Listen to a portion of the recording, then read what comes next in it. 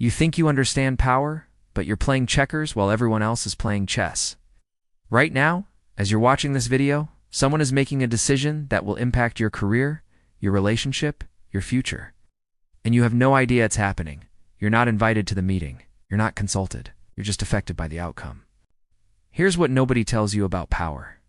It's not about being the loudest person in the room, having the most followers, or even being right. Power is about understanding the invisible rules that govern human behavior. It's about seeing the game that everyone else is playing unconsciously. 500 years ago, a man named Machiavelli figured this out. He cracked the code of power so completely that his insights are still reshaping lives today. But here's the problem. Most people think Machiavelli was evil. They think his book, The Prince, is a handbook for tyrants and manipulators. They couldn't be more wrong. What if I told you that everything you've been taught about success, leadership, and getting ahead is not just incomplete, but actively working against you? What if the very traits you've been told make you a good person are the same traits keeping you powerless? Today, we're diving deep into The Prince by Machiavelli.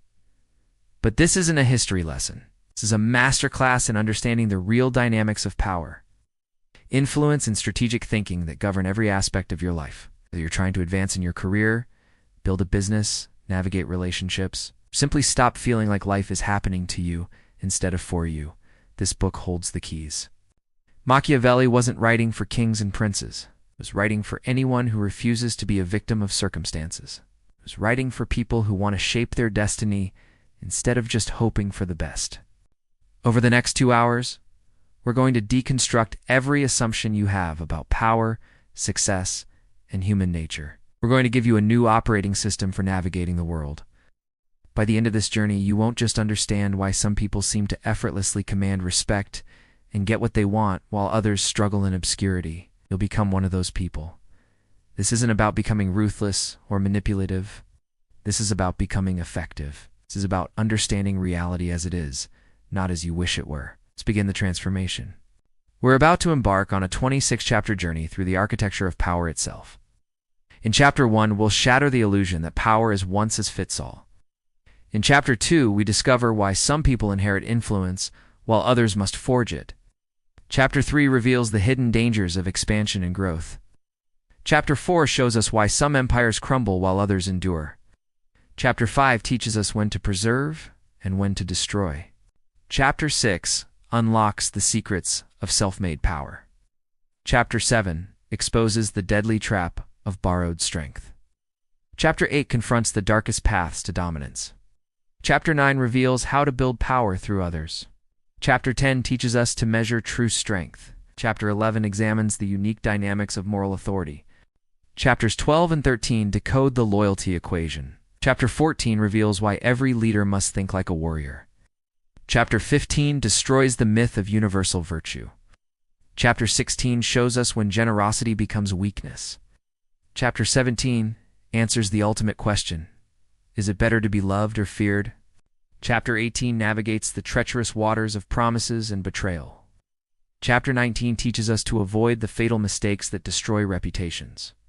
Chapter 20 examines whether building walls makes us stronger or weaker. Chapter 21 shows us how to craft a legendary reputation. Chapter 22 reveals the power of choosing the right advisors. Chapter 23 teaches us to spot and neutralize flatterers. Chapter 24 diagnoses why talented people still fail.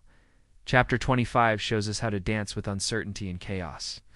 And finally, Chapter 26 calls us to action with the ultimate challenge. Let's go on this journey together, one revelation at a time. Chapter 1. How many kinds of principalities there are, and by what means they are acquired. Do you think there's only one way to build power? Most people do, and that's exactly why they fail. Here's what Machiavelli understood that most people don't. There are fundamentally different types of power, and each requires a completely different strategy. Trying to build inherited power like you're building earned power is like trying to drive a motorcycle like it's a car. You'll crash every time. Think about your own life. Are you trying to leverage a position you were given, or are you building something from scratch? Are you expanding into new territory, or are you maintaining what you already have? These aren't just academic questions. They determine everything about your approach. Machiavelli identified 4 distinct paths to power: inheritance, conquest, luck, and crime. But don't get hung up on the medieval language. In your world, this translates to family connections, earned achievement, being in the right place at the right time, and cutting corners or breaking rules. Most people stumble through life using the wrong strategy for their situation. They try to network their way into positions that require pure competence. They try to work harder when they need to work smarter. They try to play fair when everyone else is playing by different rules. Here's your first power principle: diagnose before you strategize. Before you make another move in your career, your business, or your relationships, ask yourself, what type of power am I actually building here? The answer will change everything about your approach. Think about someone you know who seems to effortlessly command respect and get what they want. Now ask yourself, which type of power are they using? You'll start to see patterns you never noticed before. But here's where it gets really interesting. Most powerful people don't just use one type of power. They combine them strategically. And in our next chapter, we're going to explore why some people start with massive advantages and still manage to squander them. Chapter 2. Concerning hereditary principalities.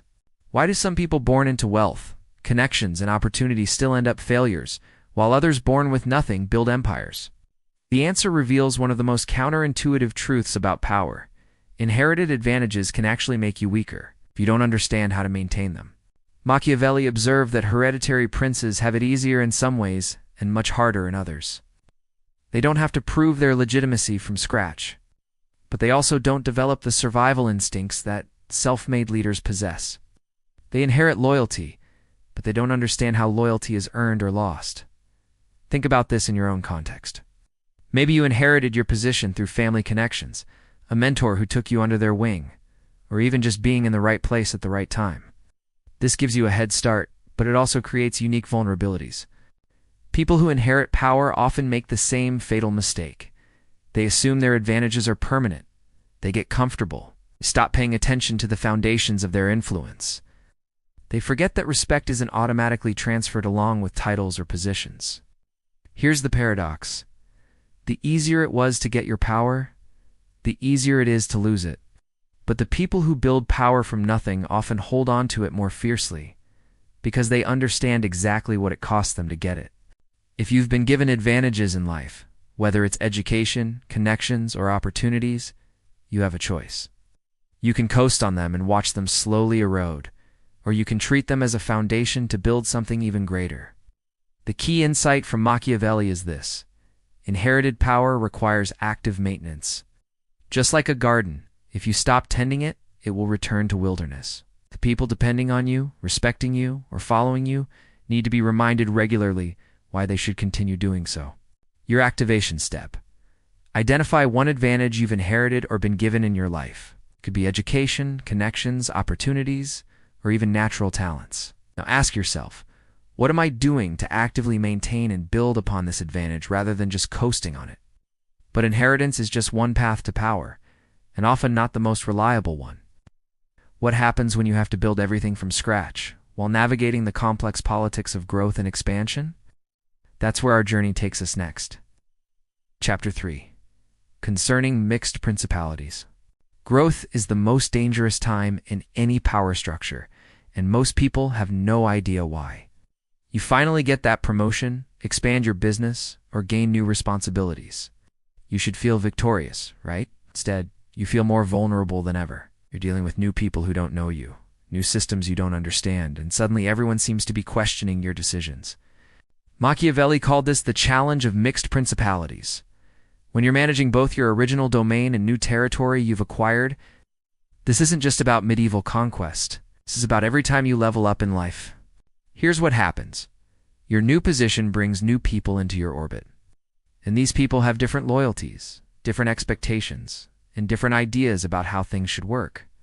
Meanwhile, your original supporters might feel neglected or threatened by your new priorities. You're caught between two worlds, trying to satisfy everyone and pleasing no one.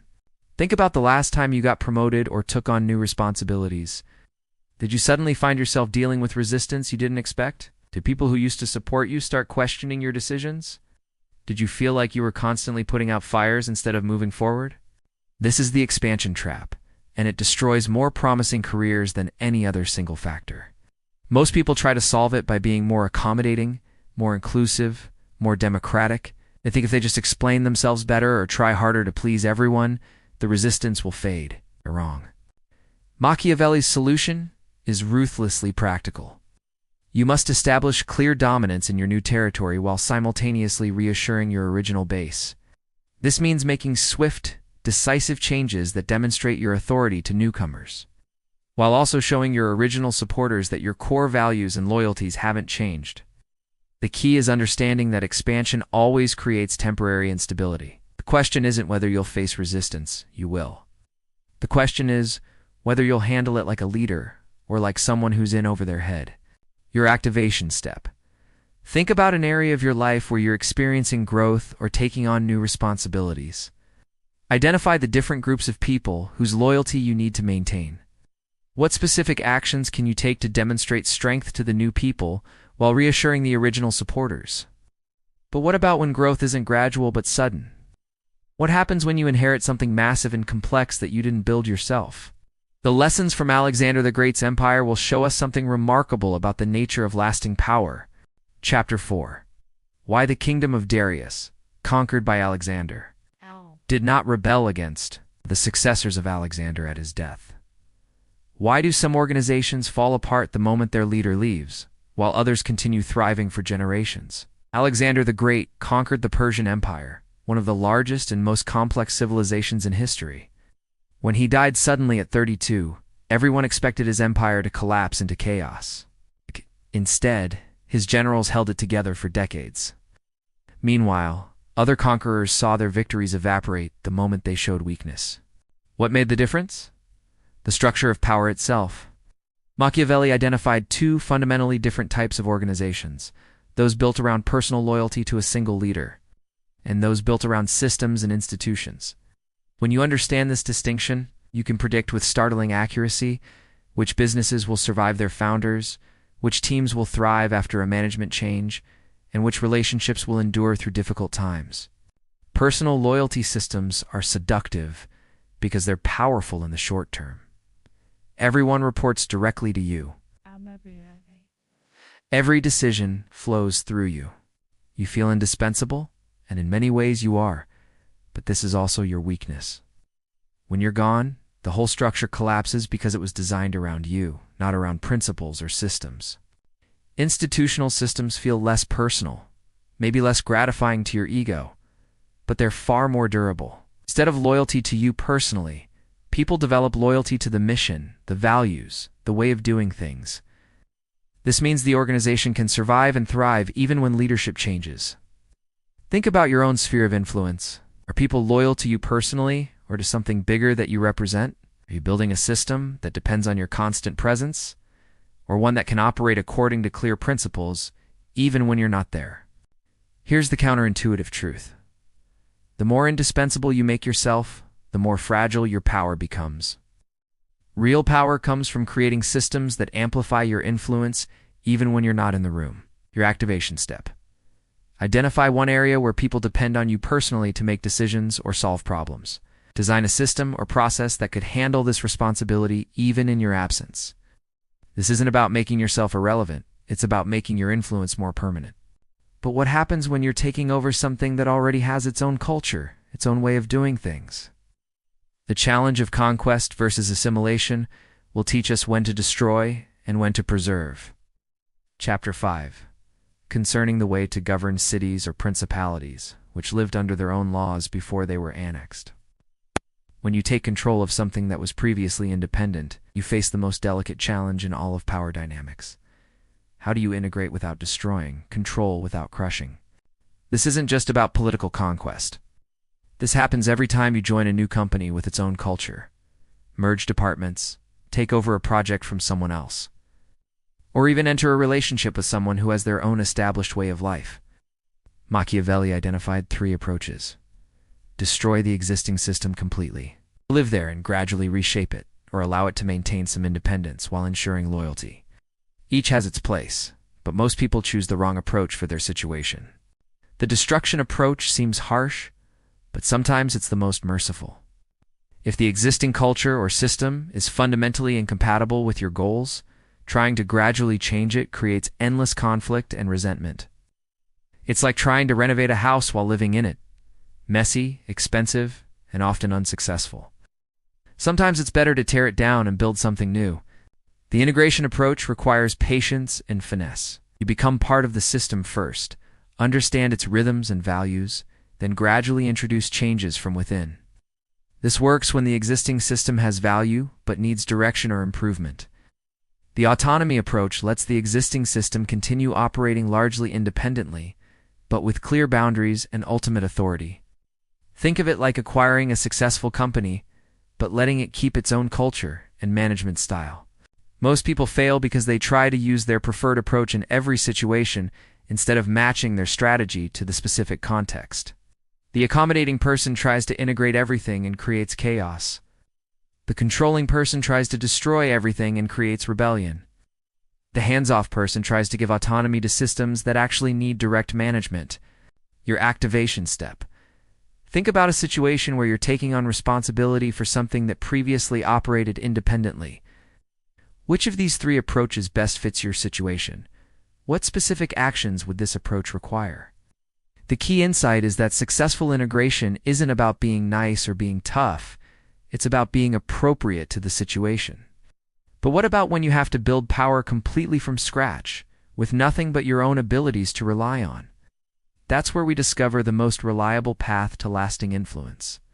Chapter 6.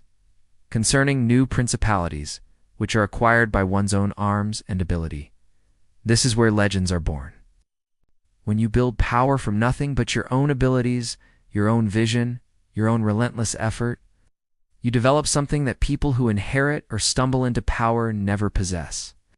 Unshakable confidence in your ability to create something from nothing. Machiavelli studied the greatest self-made leaders in history, Moses, Cyrus, Romulus, Theseus, and found they all shared certain characteristics that separated them from everyone else. They didn't just achieve success, they'd fundamentally changed the game itself. Here's what separates the truly self-made from everyone else. They don't just adapt to existing systems. They create new systems. They don't just play the game better. They invent new games that favor their unique strengths. Think about the most successful people you know who built everything from scratch. They didn't just work harder or get luckier. They saw opportunities that others missed, created solutions that others thought were impossible, and convinced people to believe in visions that existed only in their minds. But here's the part that stops most people. Building power from scratch is initially the hardest path. There's no inheritance to lean on, no lucky breaks to accelerate your progress, no established network to open doors. Everything has to be earned, proven, built step by step. This is why most people quit before they develop real power. They see others who seem to have it easier and assume they're at a disadvantage. They don't realize they're actually developing the most. It's a valuable asset of all, the proven ability to create something from nothing. When you've built your power from scratch, you understand exactly how every piece of your influence was constructed. You know which relationships are solid and which are fragile. You know which skills are essential and which are just nice to have. How to rebuild if everything collapses because you've already done it once. Your activation step. Identify one area of your life where you want to build something significant, but have been waiting for better circumstances. More resources or external help. Stop waiting. Start building with what you have right now, even if it's imperfect or small. The most dangerous trap for self-made people is thinking they don't need anyone else. But even the most capable individuals can fall into the deadly snare of borrowed power, which we're about to explore. Chapter 7. Concerning new principalities which are acquired either by the arms of others or by good fortune. The quickest path to power is also the quickest path to losing it. When opportunity knocks loudly, when someone offers to promote you, fund your idea, or give you a platform you could never have built alone, it feels like winning the lottery. Finally, someone recognizes your potential and is willing to invest in your success. What could go wrong? Machiavelli called this power by the arms of others, and he considered it the most precarious position possible. You rise quickly, but your foundation is built on someone else's strength, someone else's resources, someone else's vision of your future, and what they give you they can take away. Think about people you've seen who seem to have it made because they had a powerful mentor, a generous investor, or a well-connected sponsor. They got opportunities others could only dream of. They skipped steps that normally take years to climb. They looked unstoppable. Then something shifted. The mentor moved on to other protégés. The investor's priorities changed. Sponsor fell out of favor. Suddenly, the person who seemed to have unlimited potential was struggling just to maintain what they thought they owned. This isn't to say you should never accept help or opportunity, but you must understand the difference between a stepping stone and a crutch. A stepping stone gives you temporary support while you build your own foundation. A crutch becomes something you depend on permanently. The key insight is this: every favor creates an obligation. Every opportunity comes with strings attached. Every time someone lifts you up, they gain influence over your future decisions. This isn't necessarily malicious. It's just how power works. Here's how to use borrowed power without becoming enslaved by it. Treat every opportunity as a chance to develop your own capabilities, not as a destination in itself. Use the platform to build your own audience. Use the resources to develop your own skills.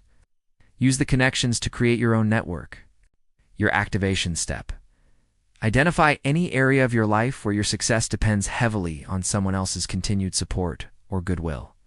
What specific actions can you take to reduce this dependency while still maintaining the relationship? The goal isn't to become paranoid or ungrateful. The goal is to ensure that your power ultimately rests on foundations you control.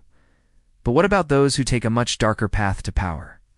What can we learn from those who achieve dominance through methods most people would never consider? Chapter 8. Concerning those who have obtained a principality by wickedness. What do you do when someone achieves everything you want through methods you would never use? This is one of the most uncomfortable chapters in all of Machiavelli, because it forces us to confront a truth that our moral education tries to deny. Sometimes bad people win. Their victories are often more permanent than those of good people who play by the rules. Machiavelli studied rulers like Agotocles, who rose from poverty to become king of Syracuse through betrayal, murder, and ruthless calculation. He didn't celebrate these methods, but he didn't ignore their effectiveness either. His question was clinical. What can we learn from people who succeed through wickedness about the nature of power itself? Here's what he discovered. Cruelty can be effective, but only if it's swift, decisive, and then immediately replaced by consistent fairness. Half measures and ruthlessness are worse than no ruthlessness at all. People can forgive a single decisive betrayal, but they'll never forgive ongoing uncertainty about your character. Now, before you think this is a manual for becoming a sociopath, understand what Machiavelli is really teaching. The people who achieve power through wickedness succeed not because they're cruel, but because they understand something most good people don't. Sometimes, you have to make decisions that disappoint some people in order to protect something larger. In your world, this might mean firing a popular but incompetent employee who's undermining team morale. It might mean ending a relationship that's holding you back. It might mean making a business decision that benefits the company but costs jobs. These aren't wicked acts, but they require the same psychological strength that Machiavelli observed in his ruthless princes. The key insight is this: effective leaders sometimes have to do things that feel heartless in the moment, but serve a greater good in the long run. The alternative, avoiding all difficult decisions to preserve your image as a good person, often leads to worse outcomes for everyone involved. Your activation step. Identify one difficult decision you've been avoiding because you don't want to be seen as the bad guy. What would happen if you made this decision swiftly and cleanly, then immediately focused on being fair and consistent in everything else? The lesson isn't to become ruthless. The lesson is to understand that sometimes being kind in the moment means being cruel in the long term, and vice versa. But there's another path to power that doesn't require inheritance, luck, wickedness. The path of earning authority through the consent of others. Chapter 9. Concerning a civil principality. The most sustainable power comes not from force or fear, but from being chosen. When people voluntarily decide to follow you, support you, or trust you with authority, you've achieved something more valuable than any position you could seize or inherit. You've earned legitimacy. And legitimacy is the ultimate source of lasting power. Machiavelli called this civil principality power that comes from the support of fellow citizens, rather than from conquest or inheritance. But he also understood that this path has its own unique challenges and requirements. Think about the most respected leaders you know personally. They weren't necessarily born into leadership, and they didn't take power by force. Instead, people naturally turn to them when decisions need to be made, problems need to be solved, or groups need direction. How did they earn this kind of voluntary authority? First, they consistently delivered value. They didn't just promise solutions, they actually solved problems. They didn't just offer advice, they offered advice that worked. Over time, people learned to associate their involvement with positive outcomes. Second, they understood that civil power requires constant maintenance. Unlike inherited authority or power taken by force, voluntary leadership disappears the moment people lose confidence in you. You can't coast on past achievements or rely on formal titles. You have to re-earn your authority every day. Third, they learn to navigate the delicate balance between serving others and maintaining their own vision. Civil leaders who become people-pleasers lose respect and effectiveness. But those who ignore popular sentiment eventually lose support. The skill is in leading people toward outcomes they'll be grateful for, even if they don't understand the path initially. Here's the counterintuitive truth about civil power. It often requires more strength than authoritarian power, not less. It's easier to make decisions when you don't have to convince anyone. It's harder to maintain authority when people can withdraw their support at any time. Your activation step. Identify one area where you want to build voluntary authority, where you want people to naturally turn to you for leadership. What value can you consistently deliver that would make people grateful for your involvement? The beauty of civil power is that it's accessible to anyone willing to serve others effectively.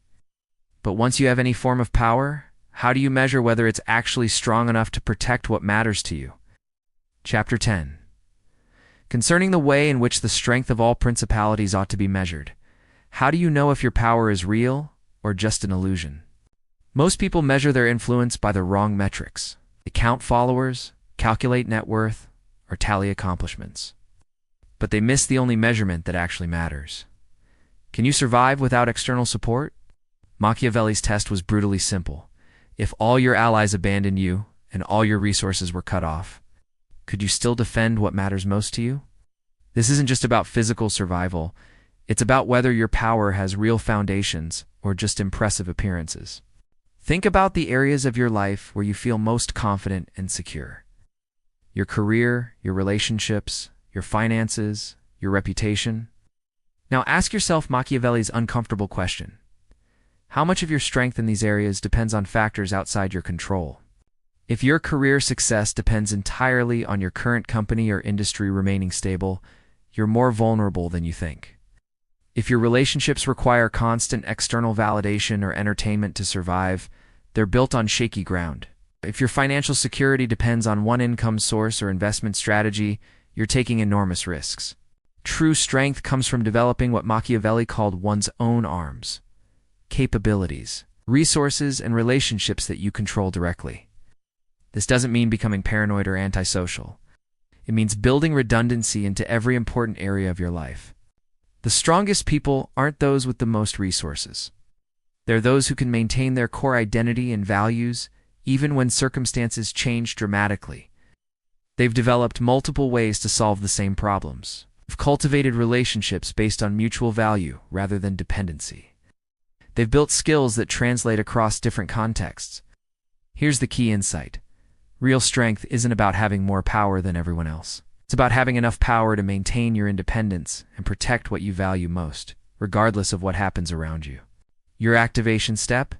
Choose one area of your life where you feel strong and secure. Now identify 3 ways that security could be threatened by forces outside your control. For each threat, develop one backup plan or alternative resource you could activate if necessary. The goal isn't to become paranoid, but to become antifragile, stronger when things go wrong rather than weaker. But what about power structures that seem immune to normal rules? What can we learn from institutions that claim moral authority? Chapter 11. Concerning ecclesiastical principalities. Some forms of power seem untouchable, and understanding why reveals secrets about influence that most people never discover. Machiavelli was fascinated by ecclesiastical power, the authority of religious institutions. because it operated by completely different rules than political or economic power. Church leaders could make decisions that would destroy secular rulers yet maintain their authority. They could demand sacrifices from followers that no king could ask of subjects. They could survive scandals that would topple governments. What made them different? They'd figured out how to make their power seem to come from a source higher than themselves. This isn't about religion specifically. It's about the psychology of unquestionable authority. Think about the people and institutions in your life that seem immune to normal criticism or challenge. Academic experts, cultural celebrities, successful entrepreneurs, or even family members who always seem to get their way. What they've mastered is the art of positioning themselves as conduits for something larger and more important than their personal desires. The professor doesn't just offer opinions. They represent knowledge itself. The celebrity doesn't just express preferences. They embody cultural values. The entrepreneur doesn't just want to make money. They're changing the world. This is why some people can make mistakes that would destroy others and emerge even stronger. They've convinced others, and often themselves, that attacking them means attacking the higher principle they represent. But here's what Machiavelli understood that most people miss. This kind of power isn't actually mysterious or supernatural. It's based on very specific, reproducible strategies that anyone can learn. First, they consistently align their personal interests with widely shared values or goals. Second, they develop expertise that others depend on but can't easily replicate. Third, they create systems and rituals that reinforce their special status. Fourth, they carefully manage their public image to minimize contradictions between their words and actions. The key insight is this: the most secure power comes from making yourself indispensable to something people value more than they value their own convenience. Your activation step. Identify one area where you want to build unshakable authority. What larger purpose or value can you authentically represent? How can you make yourself the go-to person for advancing that purpose? This isn't about manipulation or false claims. It's about finding genuine alignment between your strengths and something the world needs. Then building your reputation around that service. But even the most secure power is only as strong as the people who enforce it. Let's explore the foundation that all power ultimately rests on. Chapter 12. How many kinds of soldiery there are, and concerning mercenaries. Your power is only as reliable as the people who enforce it, and most people are building their influence on foundations that will crumble the moment they're tested. Machiavelli understood that every form of power ultimately depends on someone being willing to act on your behalf when it matters. Whether it's employees implementing your decisions, friends supporting your reputation, or customers choosing your products, you need people who will stand with you when things get difficult. But not all support is created equal. Machiavelli identified 3 types of supporters: mercenaries who serve you for money, auxiliaries who serve you because someone else tells them to, and your own people who serve you because they believe in what you're building. Mercenaries are tempting because they're available immediately and they're skilled at what they do. In your world, these are consultants, contractors, or even employees who are motivated purely by compensation. They'll work hard when you're paying well, but they have no loyalty beyond the paycheck. When someone offers them a better deal, they're gone. Auxiliaries are people who support you because they're loyal to someone who supports you. Maybe your boss's favorite employees, or friends who like you because your mutual friends do. This seems more reliable than mercenary support. But it's actually more dangerous because you don't control the relationship directly. If the intermediate relationship changes, you lose their support instantly. Your own people are those who are personally invested in your success, because it serves their own genuine interests or values. They don't just work for you, they work with you toward goals they actually care about. This is the only truly reliable foundation for lasting power.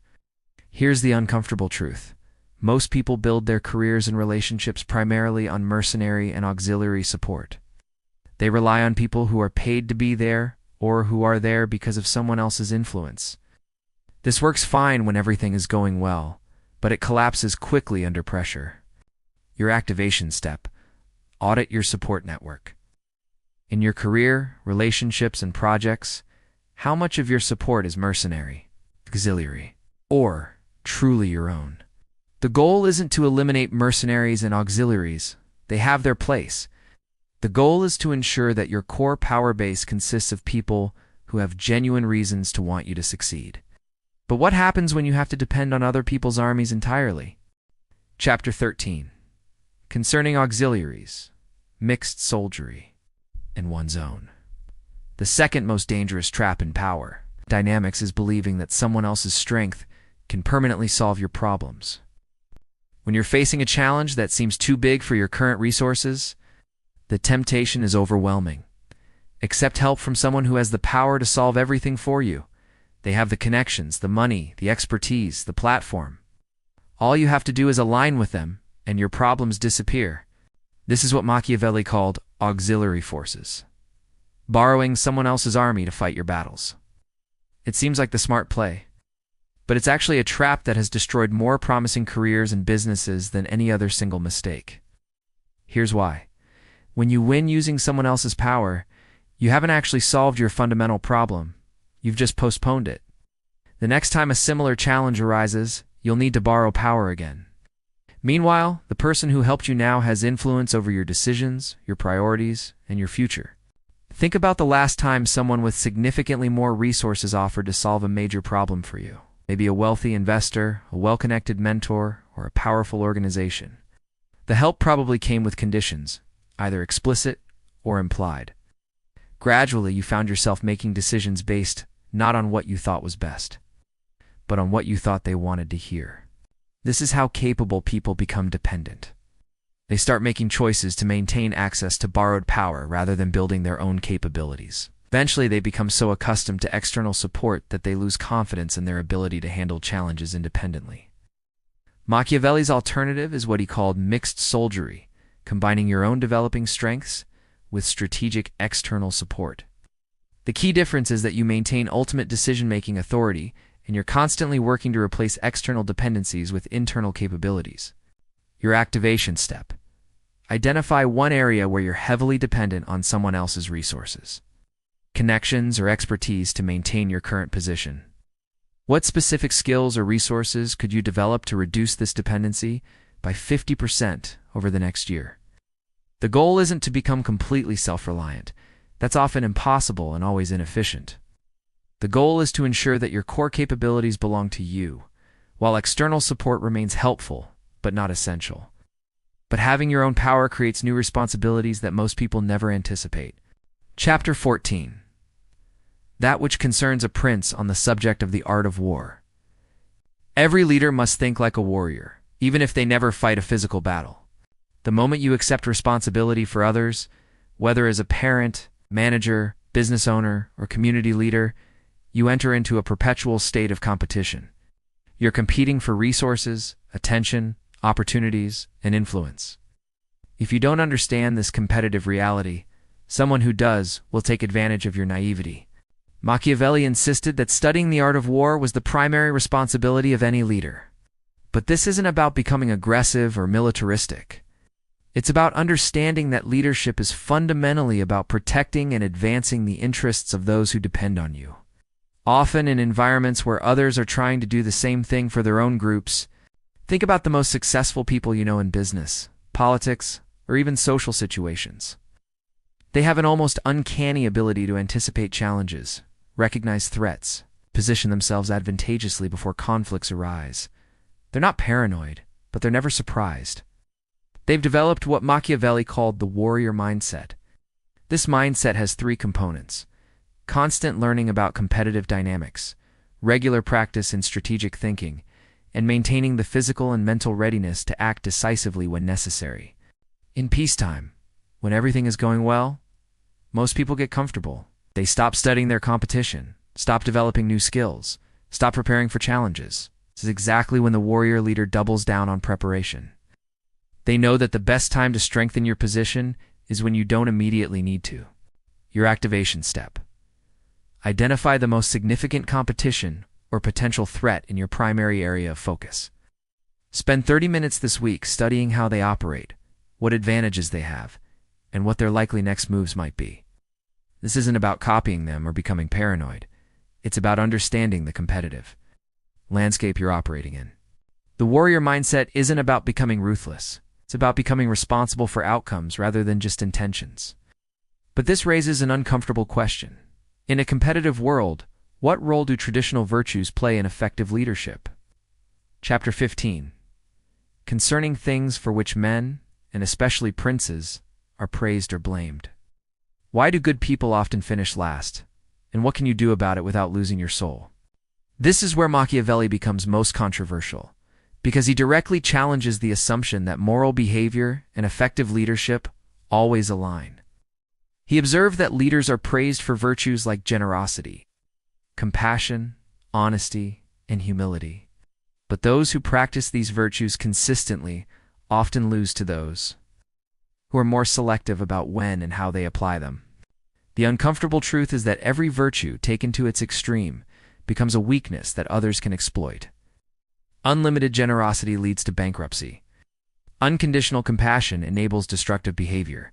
Absolute honesty destroys necessary privacy. Complete humility invites dominance by others. But here's what most people miss about Machiavelli's argument. He's not advocating for abandoning morality. He's advocating for what we might call strategic virtue, understanding when and how to apply moral principles in ways that actually serve their intended purpose. Think about a parent who never says no to their child. Their intention is loving, but the result often produces a spoiled, unprepared young adult who struggles in the real world. Compare this to a parent who sets firm boundaries when necessary, but shows affection consistently. Which approach actually serves the child better? The same principle applies in leadership. Sometimes the most compassionate thing you can do is fire someone who's not meeting expectations, because keeping them enables their professional decline and hurts team morale. Sometimes the most honest thing you can do is withhold certain information until people are ready to handle it constructively. Machiavelli's insight is that effective leaders must be capable of both virtue and its opposite, depending on what the situation requires. They must be generous when generosity motivates and inspires, but firm when generosity would be interpreted as weakness. They must be honest when honesty builds trust, but strategic when honesty would cause unnecessary harm. Your activation step. Identify one virtue that you practice consistently, regardless of context. Now think of a recent situation where practicing this virtue actually produced a negative outcome. How might you apply this virtue more strategically in the future? The goal isn't to become manipulative or unprincipled. The goal is to ensure that your values actually create the outcomes you intend them to create. But this strategic approach to virtue becomes most challenging when it comes to resources and generosity. Chapter 16. Concerning liberality and meanness. Your relationship with money and generosity reveals more about your understanding of power than almost any other factor. Most people approach generosity backwards. They think being generous means giving freely whenever they have resources, and being stingy means holding back when they could afford to give. But Machiavelli understood that the psychology of generosity is far more complex than this simple equation. Here's the paradox. Leaders who are consistently generous often become resented, while those who are selective with their generosity become beloved. Why? Because constant generosity creates expectation, while rare generosity creates gratitude. Think about someone you know who always picks up the check, always offers help, always says yes to requests for time or money. How do you feel about them? Probably grateful initially, but over time their generosity becomes invisible. It's just what they do. You might even start to feel slightly resentful if they ever decline a request, because you've come to expect their support. Now think about someone who is helpful but selective about when and how they offer assistance. When they do help, it feels special. You feel chosen, valued, worthy of their limited resources. Their occasional generosity carries more emotional weight than someone else's constant giving. This isn't about being calculating or manipulative. It's about understanding that the impact of generosity depends on scarcity and intentionality, not just quantity. When you give indiscriminately, you train people to expect rather than appreciate your support. Machiavelli's deeper insight is about resource management. Leaders who spend freely to maintain their reputation eventually run out of resources and must choose between raising taxes or losing influence. Meanwhile, leaders who are disciplined about spending can afford to be genuinely generous when it matters most. Your activation step. Audit your generosity patterns. Are there areas where you give time, money, or energy so consistently that people have come to expect it rather than appreciate it?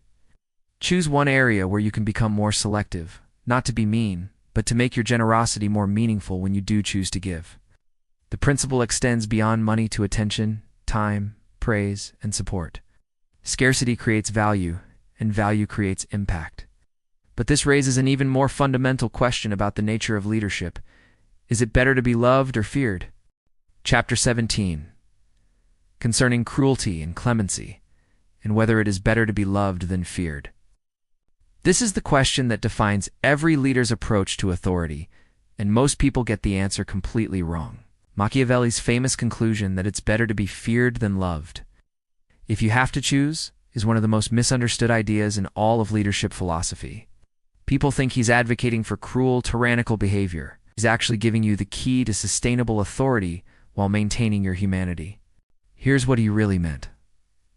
Love is wonderful when it's genuine, but it's unreliable as a foundation for authority because it depends on other people's emotions, which you can't control. Fear, properly understood, simply respect for consequences, and that you can control through consistent, predictable behavior.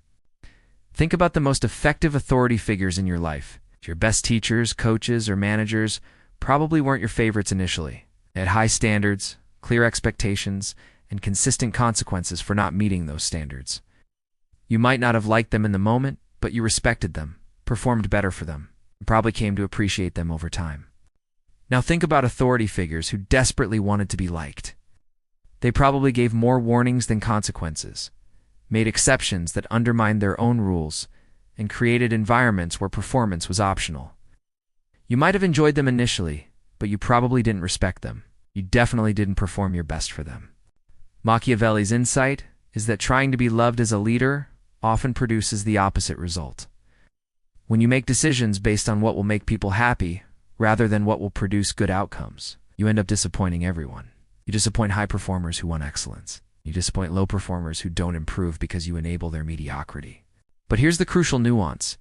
Machiavelli wasn't advocating for being cruel or arbitrary. He was advocating for being consistently fair, predictably demanding, and unapologetically focused on results. This kind of fear is actually respect in disguise, your activation step. Identify one area where you've been trying to maintain authority through being liked rather than being respected. What standards or expectations have you compromised to avoid conflict?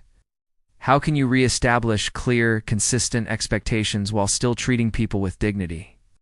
The goal isn't to become cold or harsh. The goal is to understand that real respect comes from demonstrating that you care more about people's growth and success than about their momentary comfort. But this raises another crucial question about integrity and promises. Chapter 18. Concerning the way in which princes should keep faith. When is it acceptable to break your word? And how do you maintain integrity while navigating a world where others don't always keep theirs? This might be Machiavelli's most controversial chapter, because he directly addresses the gap between idealistic morality and practical effectiveness. He observed that leaders who never break promises often get destroyed by those who break promises strategically, while leaders who break promises carelessly lose all credibility and influence. His solution wasn't to abandon integrity, but to understand that there are different types of promises and different contexts for keeping them. Some commitments are sacred and should never be broken regardless of consequences. Others are conditional and should be modified when circumstances change dramatically. Think about your own experience with promises and commitments. Have you ever kept a promise that ultimately hurt the person you made it to? Have you ever made commitments based on incomplete information that became counterproductive as you learned more? Have you ever been taken advantage of by someone who knew you would honor agreements even when they wouldn't? Machiavelli's key insight is that rigid honesty in an environment where others are flexible with truth puts you at a systematic disadvantage. But random dishonesty destroys trust and makes cooperation impossible. The solution is what we might call principled flexibility, being absolutely reliable about core commitments, while being transparent about the conditions under which you might need to modify secondary agreements. Here's the practical framework. Distinguish between promises that involve your fundamental values and identity. In promises that involve tactics and methods, these can be modified when circumstances change, but only with clear communication about why the change is necessary. For example, if you promise to help someone achieve a goal, that commitment should be unbreakable. But if you promise to help them achieve it through a specific method that turns out to be ineffective, you should be willing to change methods while maintaining the commitment to the outcome. Your activation step. Review your current commitments and promises. Which ones involve your core values and identity? Which ones are really about methods and tactics? For any tactical commitments that aren't serving their intended purpose, how can you modify them while being completely transparent about your reasoning? The key is building a reputation for being absolutely reliable about what matters most, while being honestly flexible about everything else. But maintaining this kind of principled flexibility requires avoiding two fatal mistakes that destroy more reputations than any others. Chapter 19. That one should avoid being despised and hated. There are only two ways to permanently destroy your influence, and understanding them will protect you from the mistakes that end careers and relationships. Machiavelli observed that leaders could survive almost any criticism, scandal, or setback except two: being despised for incompetence or being hated for cruelty. Everything else can be overcome with time and good decisions, but these two reputational damages are often irreversible. Being despised happens when people lose confidence in your ability to deliver results. This isn't about making mistakes. Everyone makes mistakes. This is about consistently failing to meet basic expectations or making the same errors repeatedly without learning from them. When people stop believing you can do what you say you'll do, your influence evaporates regardless of your intentions or character. Being hated happens when people believe you're intentionally causing unnecessary harm. This isn't about making tough decisions that disappoint people. That's inevitable in leadership. This is about making decisions that seem motivated by personal gain rather than legitimate purpose, or causing suffering that serves no constructive goal. Here's what's fascinating. You can be highly effective while being temporarily disliked. You cannot be effective while being despised or hated. People will work with leaders they don't personally enjoy if they respect their competence and trust their motives. But they will sabotage leaders they don't respect, even if they like them personally. Think about the authority figures who have lost influence in your life. Did they lose it because you disagreed with their decisions? Or because you lost confidence in their ability to make good decisions? Did you stop following them because they demanded too much? Or because you believed they were demanding things for selfish reasons? The distinction matters because it determines your priorities as a leader. You don't need to be popular, but you must be competent. You don't need to make decisions that everyone likes, but you must make decisions that everyone can understand. R. Motivated by legitimate purposes rather than personal advantage. Your activation step. Honestly assess your reputation in your primary area of influence. Are there any signs that people are losing confidence in your competence or questioning your motives? If so, what specific actions can you take to rebuild trust in these areas? The key insight is that reputation management isn't about controlling what people think of you. It's about consistently demonstrating the two qualities that maintain influence: competence and legitimate purpose. But what about the tools and structures that leaders use to maintain their positions? Chapter 20. Are fortresses and many other things to which princes often resort advantageous or hurtful? The defensive strategies that make you feel most secure are often the ones that make you most vulnerable. Machiavelli questioned whether building fortresses actually made rulers safer or just created the illusion of safety while isolating them from the people they led. His conclusion was counterintuitive. The best defense is having people who want to defend you, not walls that keep people away from you. In your world, fortresses take different forms. They might be exclusive networks that insulate you from criticism, legal structures that protect you from accountability, or financial resources that buffer you from consequences. These defensive measures feel protective, but they often create more problems than they solve. Think about someone you know who has built elaborate protections around their position, layers of assistants who filter information, legal agreements that prevent criticism, or social circles that only provide positive feedback. They might feel secure, but they're often completely disconnected from reality. They make decisions based on incomplete information and wonder why their outcomes don't match their expectations. The fortress mentality creates three specific vulnerabilities. It prevents you from getting accurate feedback about your performance, makes people resent the barriers between you and them, and it gives you false confidence in strategies that aren't actually working. Machiavelli's alternative was radical. Make yourself strong by making others invested in your success. Instead of building walls that keep problems away from you, develop capabilities that help you solve problems better than anyone else. Instead of insulating yourself from criticism, become the kind of person who benefits from feedback and uses it to improve faster than your competition. This doesn't mean eliminating all boundaries or protections. It means ensuring that your primary security comes from your value to others rather than your isolation from others. Your activation step. Identify one defensive structure or habit you've developed that might be insulating you from important information or creating distance between you and people whose support you need. How can you reduce this barrier while still maintaining appropriate boundaries? The most secure position is one where your success and others' success are genuinely aligned, where people want to help you because helping you helps them achieve their own legitimate goals. But security isn't just about defense, it's also about offense. How do you build a reputation that opens doors and creates opportunities? Chapter 21. How a prince should conduct himself so as to gain renown. Your reputation is your most valuable asset, and most people are building it accidentally rather than strategically.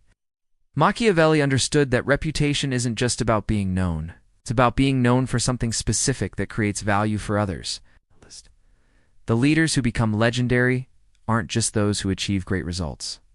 They're those who achieve great results in ways that inspire others and advance causes larger than themselves.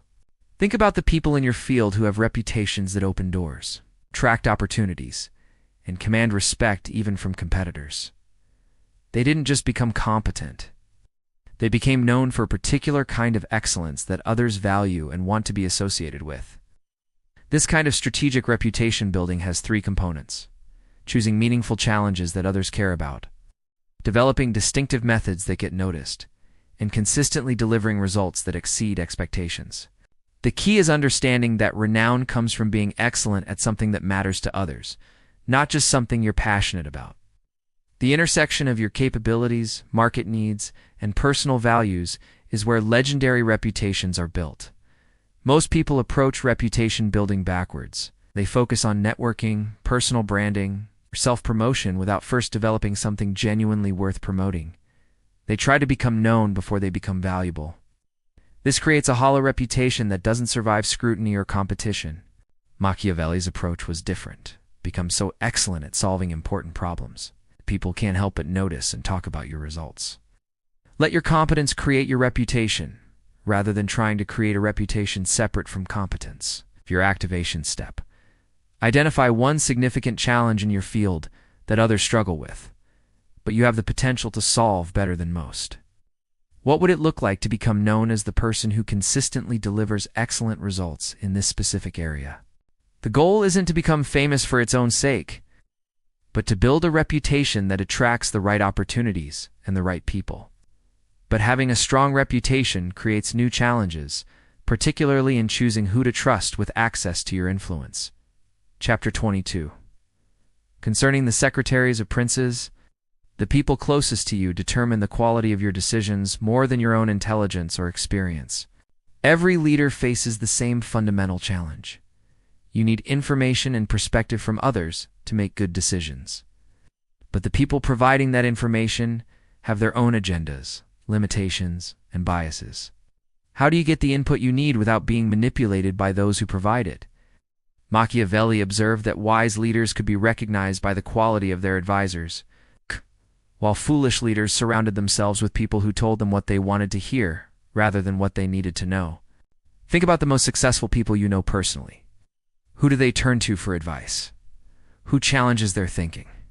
Who helps them see blind spots and consider alternatives they wouldn't think of alone? You'll probably notice they've carefully cultivated relationships with people who are both competent and willing to disagree with them when necessary.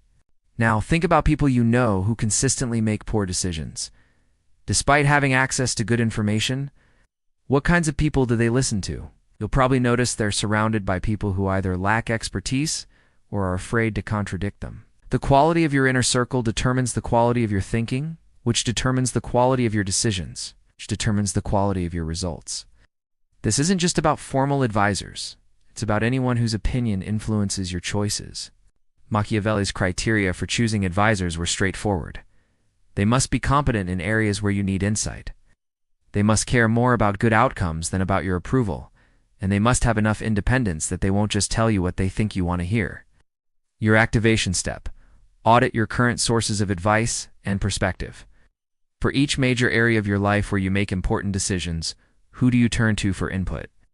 Do these people meet Machiavelli's criteria for good advisors? If not, how can you cultivate relationships with people who do? The key insight is that great decisions require great input. And great input requires relationships with people who are both wise and independent enough to challenge your assumptions. But even the best advisors can become problematic if they're motivated by the wrong incentives. Chapter 23. How flatterers should be avoided. The most dangerous people in your life are those who help you feel good about yourself while hindering your progress. Flatterers aren't just obvious sycophants who shower you with meaningless praise. They're anyone who enables your weaknesses, excuses your failures, or tells you what you want to hear instead of what you need to hear. They're dangerous because they feel helpful while actually undermining your growth and decision-making. Machiavelli understood that the higher you rise in any hierarchy, the more people have incentives to flatter you. They want your approval, your resources, your influence, or your protection. This creates a systematic bias in the information you receive. People emphasize what makes you look good and minimize what makes you look bad. Think about the feedback you've received recently about your performance, decisions, or ideas. How much of it was genuinely constructive criticism that helped you improve? How much was vague praise that made you feel good but didn't give you actionable insights? The ratio reveals how much your environment is helping versus hindering your development. The most dangerous flatterers are those who are partially right. They mix genuine insights with ego-stroking observations, making it hard to distinguish between valuable input and manipulation. They might praise your vision while ignoring implementation problems, or celebrate your strengths while enabling you to avoid addressing weaknesses. Machiavelli's solution was to create systems that rewarded honesty over agreeability. He suggested asking specific questions about specific problems, requesting alternative viewpoints before making decisions, and responding positively to disagreement when it's well-reasoned and constructively presented. Your activation step: identify one person in your life who consistently makes you feel good about yourself and your decisions. Now, ask yourself, does this person also challenge you to improve, point out your blind spots, or suggest alternative approaches? If not, you might be dealing with a flatterer rather than a genuine advisor. The goal isn't to surround yourself with critics or pessimists. The goal is to ensure that the people influencing your thinking are more committed to your long-term success than to your short-term comfort. But what happens when good advisors and strong systems aren't enough to prevent failure? Chapter 24. Why the princes of Italy have lost their states. Why do talented, well-intentioned people still fail spectacularly? And what can you learn from their mistakes to avoid the same fate? Machiavelli studied the Italian rulers of his time, many of whom were intelligent, educated, and genuinely trying to serve their people, and watched them lose everything to foreign invaders, who were often less sophisticated but more strategically focused. Their failures weren't due to bad intentions or obvious incompetence. They were due to subtle but fatal misunderstandings about the nature of competition and change. The Italian princes made 3 critical errors that still destroy promising careers and businesses today. They prepared for yesterday's challenges instead of tomorrow's threats. They prioritized internal politics over external realities, and they assumed their past success guaranteed future security. Think about businesses, organizations, or even individuals you've seen who seem to be doing everything right until suddenly they weren't. They had good people, adequate resources, and reasonable strategies, but they failed to adapt quickly enough when circumstances changed. Or they got so focused on managing internal relationships that they missed external opportunities and threats. The first error is fighting the last war. The Italian princes built strategies based on the conflicts they had previously experienced, not the new types of warfare emerging around them. In your world, this means using old solutions for new problems. or assuming that what worked in previous roles or markets will automatically work in current ones. The second error is internal focus at the expense of external awareness. The Italian princes spent enormous energy managing relationships with nobles, clergy, and other domestic constituencies while paying insufficient attention to the foreign powers that would ultimately conquer them. Success often makes people more focused on managing their existing stakeholders than scanning for new opportunities and threats. The third error is success-induced complacency. The Italian princes had been successful for so long that they couldn't imagine circumstances where their approaches wouldn't work. They confused temporary stability with permanent security. Your activation step. Honestly assess one area of your life where you've been successful. Are you using strategies that worked in past situations but might not be optimal for current challenges? Are you spending more energy managing internal relationships than preparing for external changes? Have you become complacent about threats that could disrupt your position? The lesson isn't to become paranoid or abandon what's working. The lesson is to maintain the same strategic thinking and adaptive capacity that created your success in the first place. But even perfect strategy can't eliminate one fundamental challenge that every leader must learn to navigate. Chapter 25. What fortune can affect in human affairs and how to withstand her. How much of your success is actually under your control? And what do you do about the parts that aren't? This is perhaps the most psychologically sophisticated chapter in all of Machiavelli, because it addresses the tension between personal agency and forces beyond our control.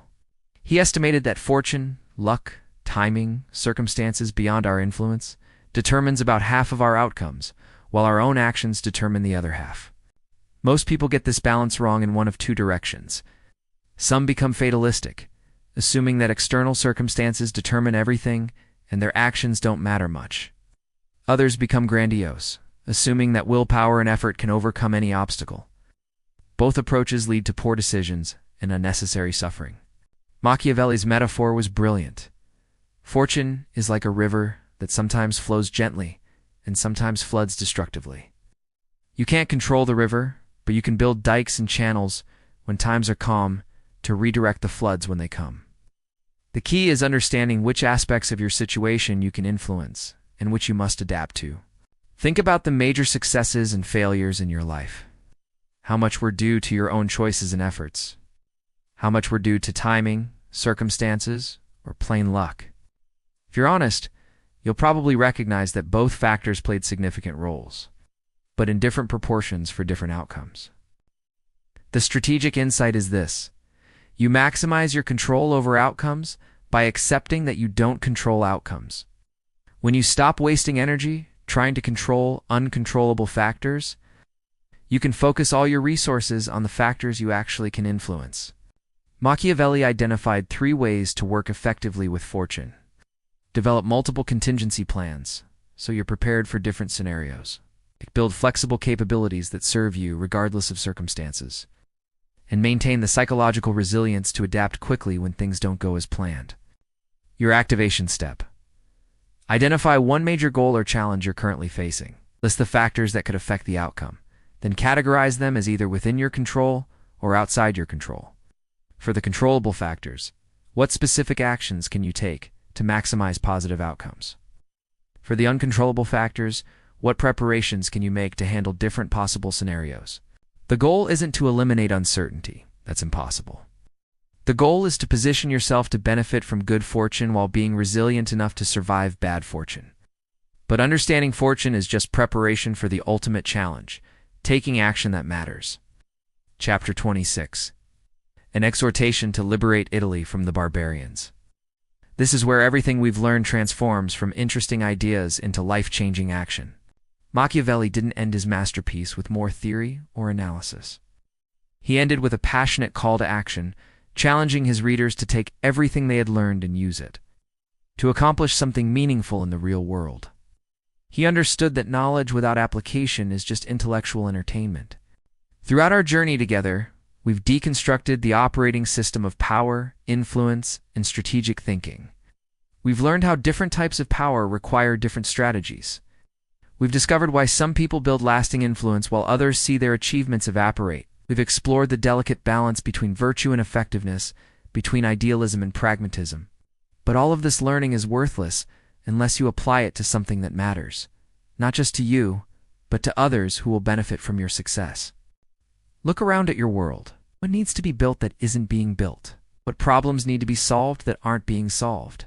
What opportunities exist that others are missing or avoiding? What could you accomplish if you applied everything we've discussed with focused intensity over the next year?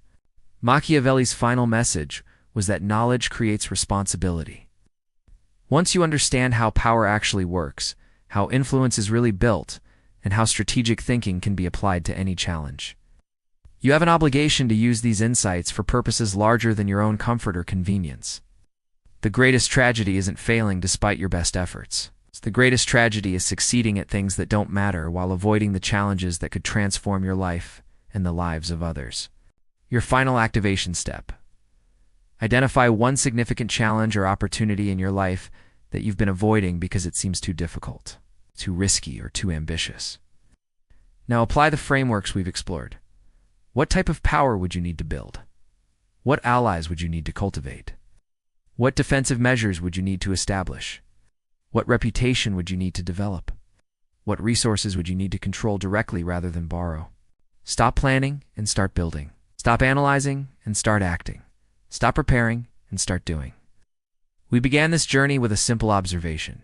You were playing checkers while everyone else was playing chess. We're making decisions without understanding the invisible rules that govern power, influence, and strategic success. Now you understand those rules. You see the game that was always being played around you but never explained to you. You recognize the patterns that separate those who shape their circumstances from those who are shaped by their circumstances. But more importantly, you've been given a choice. You can return to your previous ways of thinking and acting, treating this knowledge as interesting information that doesn't require any changes in your behavior. You can continue hoping that good intentions and hard work will be enough, that fairness and merit will automatically be rewarded, that others will recognize your value without you having to strategically demonstrate it. Or you can accept the responsibility that comes with understanding how the world actually works. You can start building power through your own arms and ability rather than depending on others. You can begin making decisions based on their likely outcomes rather than on how they make you feel in the moment. You can develop the strategic thinking that allows you to navigate competitive environments without losing your integrity or values. You can become someone who shapes circumstances rather than someone who reacts to them. This isn't about becoming ruthless or manipulative. This is about becoming effective in service of purposes larger than yourself. This is about understanding reality as it is rather than as you wish it were, so you can actually change it for the better. The people who will benefit most from your transformation aren't just you and your immediate circle. They're the people whose problems you'll be able to solve, whose opportunities you'll be able to create, whose lives you'll be able to improve because you finally understand how to build and wield influence effectively. Machiavelli wrote The Prince not to create tyrants, but to give good people the tools they need to be effective in an imperfect world. He understood that noble intentions without strategic capability often produce worse outcomes than strategic. Capability guided by noble intentions? You now have both. The question is what you'll do with them. If this journey has changed how you think about power, influence, and strategic action, I'd love to hear about it in the comments. Share one insight that surprised you, or one action you're planning to take based on what we've explored together. And if you're ready to continue developing these capabilities, subscribe for more deep dives into the books and ideas that can transform how you navigate the world. Because understanding Machiavelli is just the beginning. There are centuries of wisdom waiting to be unlocked. Every new insight gives you more tools for building the life and impact you're truly capable of creating. The choice is yours. The knowledge is now yours. The only question remaining is, what will you build with it?